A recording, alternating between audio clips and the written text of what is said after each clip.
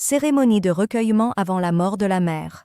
En soins intensifs, la mère d'une bouddhiste a été admise en unité de soins intensifs souffrant de démence et dans le coma. Chaque fois qu'elle reprenait brièvement conscience, elle suppliait sa fille de la tuer.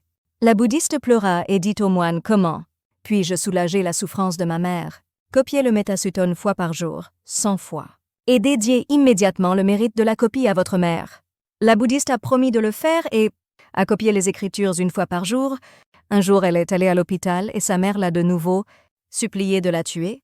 La bouddhiste s'est sentie dépassée et a augmenté le nombre de copies à 2, 3, puis 4 fois par jour.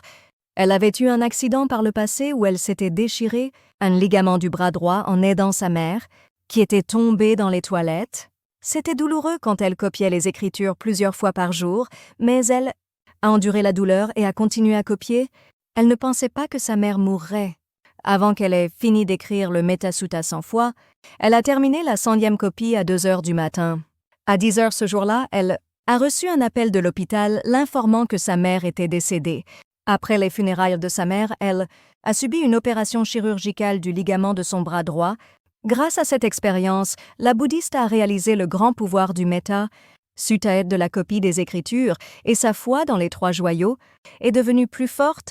Aujourd'hui, elle assiste régulièrement aux cérémonies de Dharma 2 fois par mois et vit comme une bouddhiste exemplaire.